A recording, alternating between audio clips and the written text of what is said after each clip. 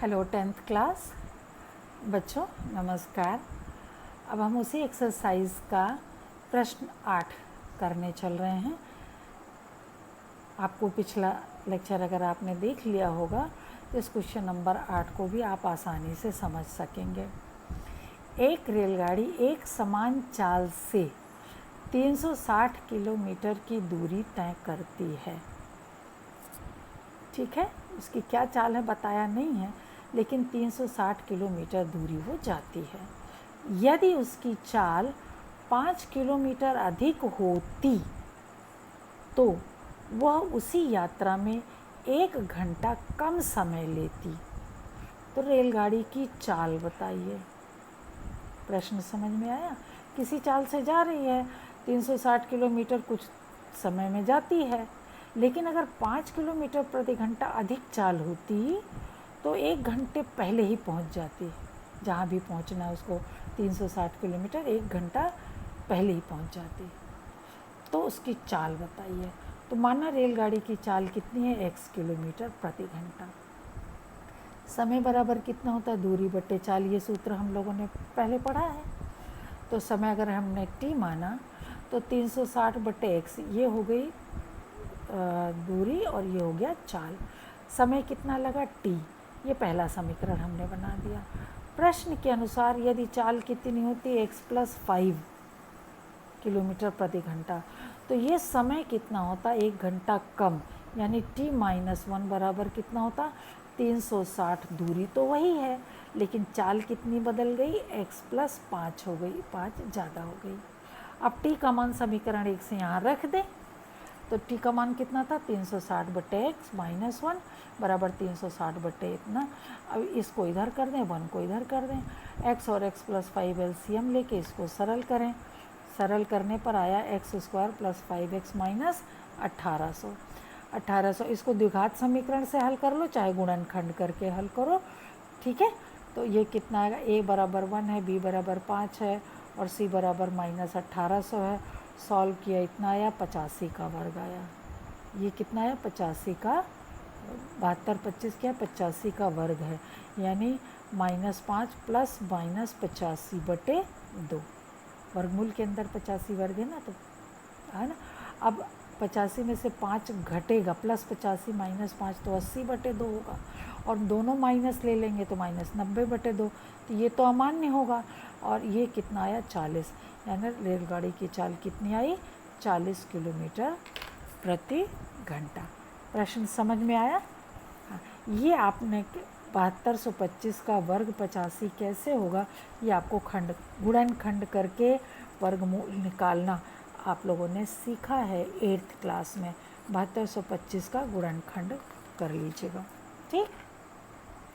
प्रश्न नंबर 9, ये बहुत इम्पोर्टेंट क्वेश्चन है। 2 पानी के नल एक साथ एक हौज को 9 सही 3/8 घंटों में भर सकते हैं। बड़े व्यास वाला नल हौज को भरने में कम व्यास वाले नल से 10 घंटे कम समय लेता है। प्रत्येक द्वारा अलग से हौज को भरने में समय ज्ञात कीजिए। देखिए प्रश्न क्या है? 2 नल हैं, एक मोटा नल है और एक पतला नल है। मोटा वाला नल जब खोला जाता है तो जितनी देर में हौज को भरता है, वो जो पतला वाला खोला जाता है उससे 10 घंटे पहले ही भर देता है। मान लो वो 15 घंटे में भरता है तो ये 5 घंटे में भर देता है। समझ रहे हो कि नहीं? अब अगर दोनों नल खोल दिए जाते हैं एक साथ, तो हौज जो है 9 सही 3/8 घंटे में पूरा भर जाता है। दोनों खोल दिए जाएं तो इतने देर में भर जाता है। तो दोनों अगर अलग अलग खोले जाएं तो कितनी देर में भरेगा? अब हमने मान लिया छोटे व्यास वाला नल x घंटे में भरता है, तो बड़े व्यास वाला नल कितने देर में भरेगा? x - 10 घंटे में। क्लियर है? तो छोटे नल द्वारा 1 घंटे में कितना भाग भरा जाएगा? 1/x। x घंटे में पूरा भरता है तो 1 घंटे में कितना भरेगा? 1/x। इसी तरह से बड़ा नल जो है वो क्या करेगा? 1 घंटे में 1/10 - x भरेगा। दोनों नल अगर खोल दें तो 1 घंटे में ये इतना भरेगा, 1 घंटे में ये इतना भरेगा, तो दोनों 1 घंटे में कितना भरेंगे, 1/x और 1/x माइनस 10।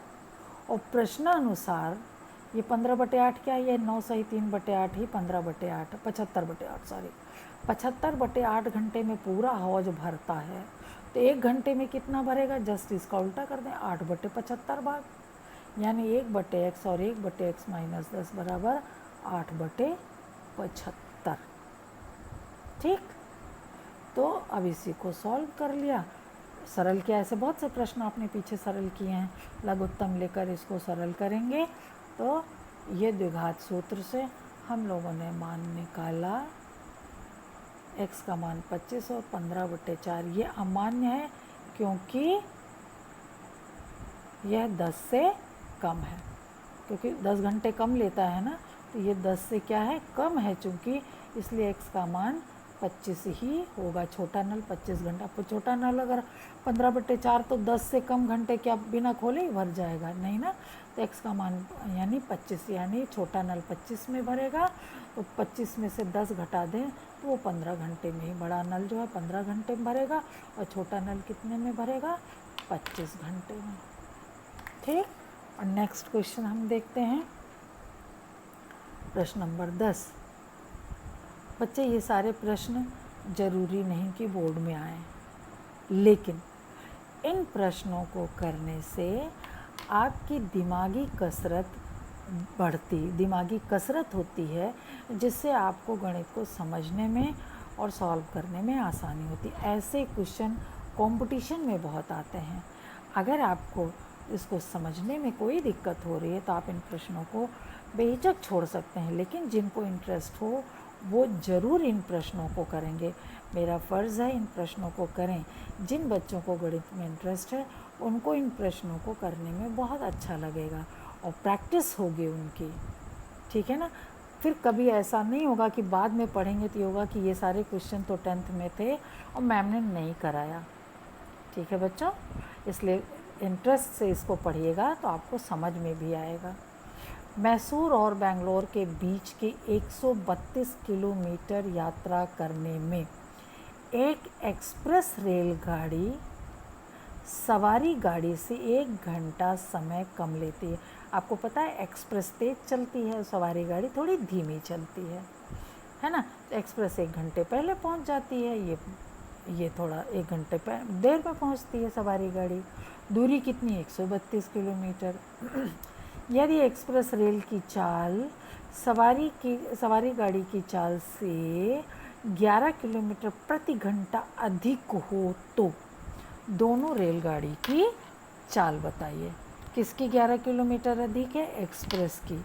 तो सवारी रेल की चाल हम x मान लें, सवारी गाड़ी की चाल हमने x किलोमीटर प्रति घंटा माना, तो एक्सप्रेस गाड़ी की चाल कितनी होगी, x + 11 किलोमीटर प्रति घंटा। 132 किलोमीटर चलने में सवारी गाड़ी को लगा समय कितना होगा, दूरी बटे चाल, मान लो t1 समय लेते हैं तो दूरी बटे चाल 132/x घंटा। और एक्सप्रेस द्वारा समय कितना, t2 मान लें, 132/x + 11 घंटा। दोनों में कितना अंतर है, 1 घंटे का अंतर है ना। तो t1 - t2, सवारी गाड़ी 1 घंटा ज़्यादा ले रही है ना, ये ज़्यादा है ना और ये कम है, तो ज़्यादा वाले में से कम घटाएंगे तो 1 आएगा। तो इसको घटाकर हम लोगों ने फिर ये पुराने पिछले कई प्रश्नों की तरह ही हो गया, इसको सरल करेंगे। और श्रीधराचार्य सूत्र 1452 का खंड करना ज़्यादा मुश्किल होगा, इसलिए हम क्या करेंगे, श्रीधराचार्य सूत्र लगाएंगे। b² - 4ac, ये जो है 77 का वर्ग है, इसको खंड करेंगे, गुणनखंड, या आप भाग देकर भी इसका गुणनखंड निकाल सकते हैं। भाग देकर वर्गमूल निकालना आपको सिखाया गया है ना, तो ये भाग देकर वर्गमूल निकाल के आप इसको निकाल सकते हैं। कितना आएगा, x का मान 66/2, माइनस लेंगे तो नेगेटिव आएगा, पॉजिटिव बोलेंगे 66/2 यानी 33। अतः सवारी गाड़ी की चाल 33 किलोमीटर प्रति घंटा, तो एक्सप्रेस की कितनी होगी, 11 और जोड़ दो, 44 किलोमीटर प्रति घंटा हो गई। ठीक, देखिए ये सॉल्व करना हम ज़्यादा इस पर नहीं ध्यान दे रहे हैं, क्योंकि ये सरल करना आपको आना चाहिए। ठीक। लघुत्तम लेकर जोड़ घटा के ये चीज़ आना चाहिए। और फिर हम आपको ये नोट्स देंगे, तो अगर आप कहीं पर गलती करेंगे तो यहाँ से आप चेक भी कर सकते हैं, ठीक है। नेक्स्ट आते हैं प्रश्न नंबर 11। दो वर्गों के क्षेत्रफलों का योग इतना मीटर स्क्वायर है। यदि उनके परिमापों का अंतर 24 मीटर हो तो दोनों वर्गों की भुजाएं ज्ञात कीजिए। ये दो वर्ग, वर्ग नंबर 1, वर्ग नंबर 2। वर्ग की एक भुजा यहाँ x है, यहाँ भुजा y है, ठीक। परिमाप पहले वाले का कितना होगा 4x होगा, दूसरे वाले का कितना होगा 4y। दोनों के परिमापों का अंतर, तो इसका परिमाप ये बड़ा अगर हम मान रहे हैं तो 4y माइनस 4x बराबर 24, 4 से भाग दे दें तो y माइनस एक्स बराबर 6, यानी y बराबर 6 प्लस x हो गया, ठीक है ना। और दो वर्गों के क्षेत्रफलों का योग, वर्गों के क्षेत्रफलों का योग 468 है। y का मान कितना है 6 प्लस एक्स, y की जगह 6 प्लस एक्स का होल स्क्वायर रखा। अब ये इस तरह का प्रश्न हमने पीछे किया है, 6 प्लस एक्स का होल स्क्वायर निकाला, इनको जोड़ा, है ना, 2 से भाग दे दिया, और फिर ए बी सी का मान निकाल कर हम लोगों ने बी स्क्वायर माइनस 4ac निकाला। और फिर श्रीधराचार्य सूत्र से बी स्क्वायर माइनस 4ac का मान रख कर हमने x का मान कितना निकाल लिया 12, तो y बराबर कितना होगा x प्लस 6 यानी 18, यानी दोनों वर्गों की भुजाएं 18 और 12, बड़े वाली की 18, छोटी वाली की 12। यहाँ नेगेटिव मान इसलिए नहीं लिया है कि दूरी जो है नेगेटिव नहीं होगी, प्लस 30 माइनस 6 लिया है, माइनस 30 माइनस 6 नहीं लिया है, ठीक है। अब द्विघात समीकरण के मूलों की प्रकृति हम लोगों ने पढ़ा है। जब भी मूलों की प्रकृति पूछी जाए हमें 3 बातें बतानी होंगी। प्रकृति माने नेचर, ठीक है। मूलों की प्रकृति यानी द्विघात समीकरण में x के 2 मान होंगे ना, उन दोनों मानों का नेचर क्या है। तो नेचर में क्या चीज़ बताना पड़ेगा कि दोनों समान हैं या असमान हैं, ठीक। मूल परिमेय है या अपरिमेय है, अगर परिमेय होगा तो अपरिमेय नहीं होगा, अपरिमेय होगा तो परिमेय नहीं होगा, तो इन दोनों में से कोई एक ही हो सकता है। ऐसे ऊपर वाले में भी दोनों में से कोई एक ही हो सकता है। मूल वास्तविक है या काल्पनिक, वास्तविक होगा तो काल्पनिक नहीं होगा, यानी कोई 3 बातें बतानी पड़ेंगी, इनमें से इनमें से इनमें से एक बात। और ये तीनों बातें, मूलों की यह प्रकृति श्रीधराचार्य सूत्र के पद बी स्क्वायर माइनस 4 से निर्धारित होती हैं। हम लोगों ने बी स्क्वायर माइनस 4ac कितनी बार अभी पिछले प्रश्नों में निकाला है। इस पद को विविक्त कर कहते हैं, ध्यान रखना बेटा, विविक्त कर, और कैपिटल डी से निरूपित करते हैं। डी इसलिए कहते हैं, विविक्त कर को अंग्रेजी में डिस्क्रिमिनेंट कहते हैं, इसलिए इसको डी से डिनोट करते हैं, विविक्त कर, ठीक। डी बराबर बी स्क्वायर माइनस 4ac। अतः द्विघात समीकरण ax square plus b x plus c बराबर 0 के मूलों के गुण या प्रकृति को कैसे जानेंगे। यदि बी स्क्वायर माइनस 4ac बराबर 0 तो दोनों मूल समान होंगे, परिमेय होंगे, वास्तविक होंगे। दोनों मूल क्या होंगे, समान, परिमेय और वास्तविक।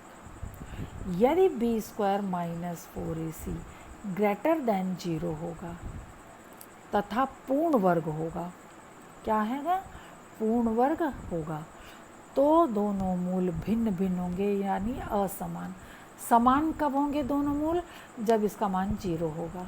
लेकिन अगर 0 ना हो के बड़ा हो 0 से, तो दोनों मूल असमान होंगे, क्या होंगे, असमान। और अगर 0 से बड़ा है और पूर्ण वर्ग है, मतलब 1 है, 4 है, 9 है, 16 है, ऐसा मान आएगा, तो मूल परिमेय होंगे, क्या होंगे, परिमेय होंगे और वास्तविक होंगे। परिमेय तो वास्तविक होता ही है, ठीक।